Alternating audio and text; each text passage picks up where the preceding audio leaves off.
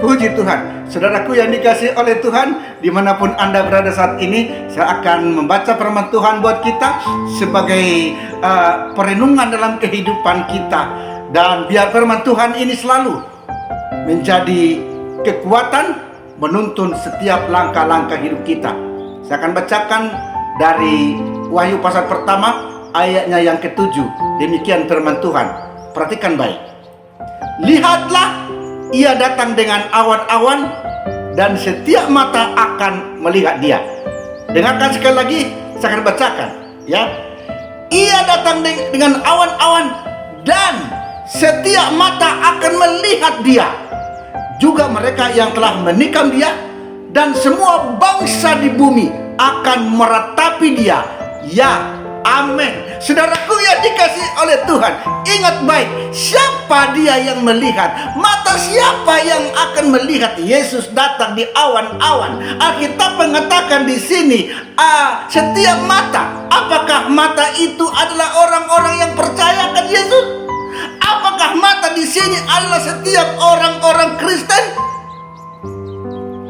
Tetapi dikatakan di sini, mereka yang telah menikam dia. Artinya apa? Orang yang tidak percaya Yesus Tuhan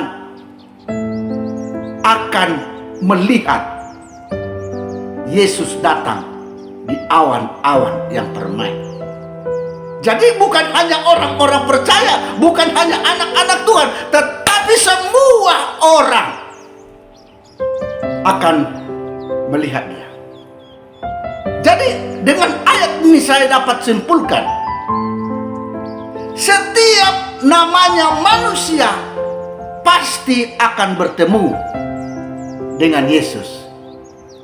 Jadi saya peringatkan buat kita, bagi Anda yang telah meninggalkan Yesus, bahkan yang mungkin telah merencanakan untuk meninggalkan Yesus, ingat baik, Anda pasti akan kembali bertemu dengan Yesus.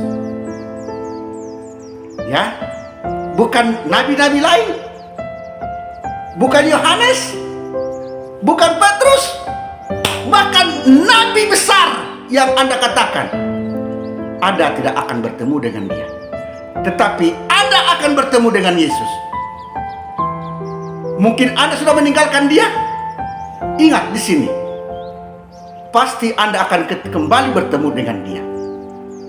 Tetapi bukan untuk dipermuliakan, bukan untuk menerima upah, tetapi bertemu untuk dihukum. Sebabnya, jangan engkau bangga sebagai orang yang meninggalkan Yesus, karena engkau akan kembali bertemu, akan kembali bertemu dengan Yesus. Hati-hati ya. Semua mata akan melihat dan memandang Yesus datang di awan-awan. Bagi orang-orang yang percaya, bagi orang-orang yang hidup dengan firman Tuhan, dia akan diangkat, dibawa di tempat di mana dia sudah persiapkan, dan mereka akan penuh sukacita untuk selama-lamanya.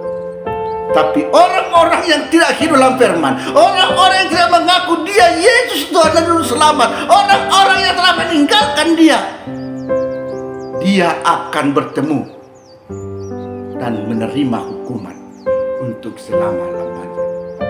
Begitu ngerinya firman Tuhan ini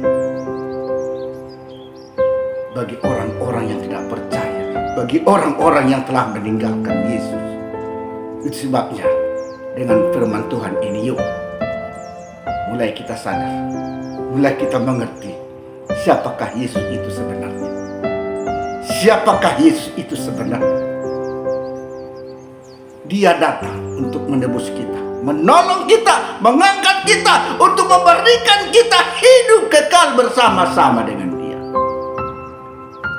Sekali lagi sebelum saya mengakhiri renungan ini, renungkan baik, biar hidup kita selalu boleh berkenan di hadapan Tuhan. Kita hidup di dalam Tuhan, kita hidup di dalam firman Tuhan, sehingga ketika Dia datang kembali pada kali kedua, maka kita layak untuk diangkat di bawah, di tempat yang sudah dipersiapkan buat kita. Haleluya. Terima kasih. Saya dengan Pendeta Petrus Sibarani mengucapkan terima kasih. Maju terus, kuat terus bersama dengan Tuhan. Tuhan Yesus memberkati kita semua. Haleluya.